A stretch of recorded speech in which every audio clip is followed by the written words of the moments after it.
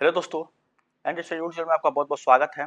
तो देखिए, रेलवे की तरफ से यहाँ पे कल वाली डेट में आपको एक जो है नोटिस जारी किया गया है। यहाँ पे ठीक है, सूचना दी गई है और ये जो सूचना है ये आपका जितने लोग भी एनसीवीटी का यहाँ पे कोर्स किए हैं, अप्रेंटिस वाले, सीसीए वाले जितने लोग भी होते हैं उनके लिए यहाँ पे सूचना जारी किया गया है कि जो लोग भी ग्रुप डी का फॉर्म फिलअप कर रहे हैं उसमें आपको क्या क्या ध्यान देना है। ठीक है, तो इसी चीज को हम यहाँ पे देखेंगे।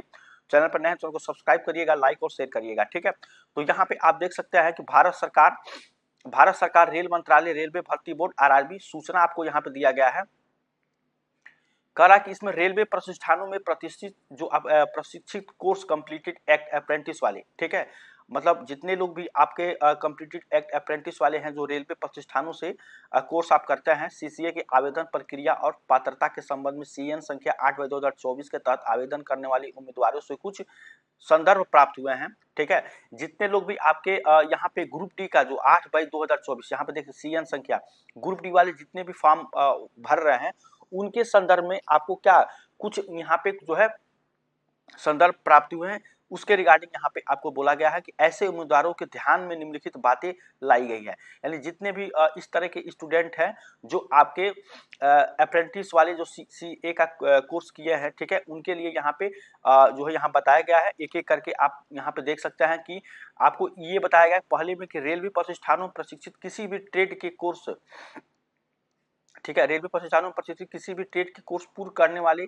एक्ट अप्रेंटिस सीसीए आवेदन कर सकते हैं। ठीक है, अगर आप रेलवे प्रतिष्ठानों में प्रशिक्षित हुए हैं, ठीक है, किसी भी ट्रेड के कोर्स के पूर्ण करने के बाद अप्रेंटिस वाले, तो आप आवेदन यहाँ पे कर सकते हैं। ये पहले में यहाँ बोला गया। दूसरे में क्या बोला गया, सीसीए जिन्होंने रेलवे प्रतिष्ठानों में प्रशिक्षित प्राप्त किया है, जितने लोग सीसीए वाले हैं रेलवे प्रतिष्ठानों में प्रशिक्षित प्राप्त किया है, जिनके पास एनसीवीटी द्वारा प्रदान किया गया राष्ट्रीय प्रशिक्षुता प्रमाण पत्र एनएसी है, केवल वे ही पात्र है। ठीक है, आपको देखिए यहाँ पे ध्यान देना है कि जिनके पास एनसीवीटी द्वारा प्रदान किया गया राष्ट्रीय प्रशिक्षु प्रमाण पत्र एनएसी है, केवल वे ही प्राप्त हैं। ठीक है, पात्र है, मतलब वही लोग केवल यहाँ पे फॉर्म फिलअप कर सकते हैं। एनसीवीटी के अलावा किसी अन्य बोर्ड, संस्था, संगठन द्वारा जारी प्रमाण पत्र वाली सीसीए पात्र नहीं है। तो अगर आप रेलवे से ही किए हैं, ठीक है, रेलवे से अगर आपने किया है तो ही आप क्या होंगे, यहाँ पे पात्र होंगे, एलिजिबल होंगे। अगर रेलवे के अलावा कहीं और से आपने किया तो आप एलिजिबल नहीं होंगे। ठीक है, 2018 में मैक्सिमम लोग को मैंने देखा था कि फॉर्म जो फिलअप करते वक्त जो आपका ये एनएससी वाला जो यहाँ पे आपका इनका जो भी आपका सर्टिफिकेट था, ठीक है, वो लोग क्या किए थे, इसमें लगा दिए थे। बाद में चल के क्या एग्जाम तो निकल गया, फिर बाद में जब डीबी में गए, रनिंग के बाद से डीबी में गए, ठीक है, तो वहां पे डीबी से इनको बाहर कर दिया गया था। तो बहुत ये पीड़ादायक उस समय होता है, तो आपको इस चीज का ध्यान देना है। ये रेलवे की तरफ से ये पूरी तरीके से एक सूचना दी गई है। काफी अच्छा आपको नोटिस यहाँ पे ये माना जाएगा, क्योंकि अभी फॉर्म फिलअप हो रहे हैं तो काफी ज्यादा बच्चों के जो मेहनत है, समय है, वो सब सारा बच जाएगा। ठीक है, तो ये दूसरे नंबर में साफ सुथरा आपका बोल दिया, केवल रेलवे वाले जितने प्रशिक्षु हैं वही लोग यहाँ पे पात्र हैं। बाकी अनदर वाले आप अगर भरे हैं तो उसको मत भरिएगा। अगर आप अनदर से किए भी हैं तो आपको क्या करना है कि आप जो है इसको ना लगा के आप केवल जो है हाई स्कूल यहाँ पे लगा दीजिए। ठीक है, कम से कम आपको एग्जाम में बैठने का मौका मिलेगा, अच्छे तरीके से पढ़ने का, और आपका आगे चलकर टाइम भी बर्बाद नहीं होगा। ठीक है, तो इस चीज को आपको ध्यान देना है।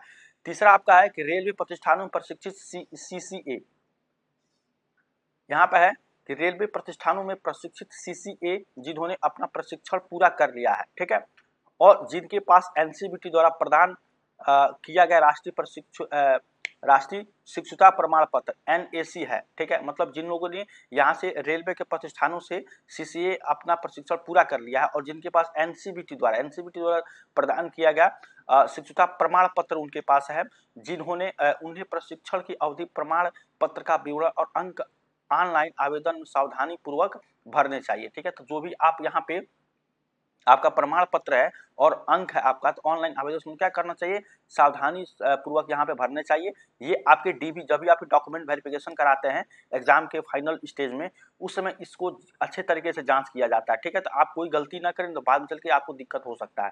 ठीक है, तो भरने चाहिए।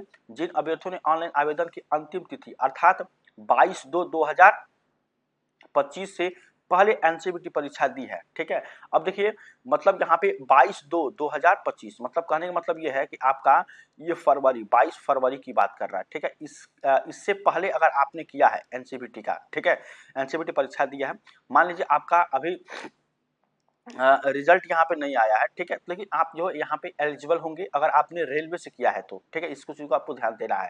तो इससे पहले अगर अंतिम परिचय लेकिन परिणाम घोषित नहीं हुआ है, यहाँ पे देख सकते हैं रिजल्ट घोषित नहीं हुआ है, उन्हें ऑनलाइन आवेदन में अंतिम परीक्षा की तिथि भरनी चाहिए, ठीक है।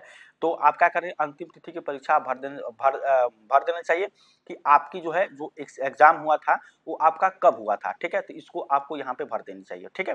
तो इसमें आपको देखें तो काफ़ी अच्छा तरीके से जितने लोग भी एनसीईआरटी वाली परीक्षा दिए थे स्टूडेंट, उनका प्रमाण पत्र कैसा होना चाहिए, वो कहाँ से अपना जो है एलिजिबल हो, ठीक है।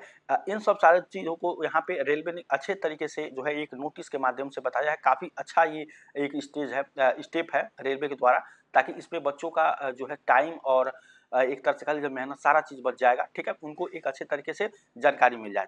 तो ये था एक छोटा सा नोटिस, उम्मीद करते हैं आपको ये पसंद आया होगा। इसी तरह से नोटिस जो भी रेलवे की तरफ आता रहता है, हम जो है समय समय बताने की पूरी कोशिश करते हैं, ठीक है। तो आपको कैसा लगा, चैनल पर नए हैं तो सब्सक्राइब जरूर कर लीजिएगा, ठीक है। चलिए मिलते हैं नेक्स्ट, तब तक थैंक यू सो मच।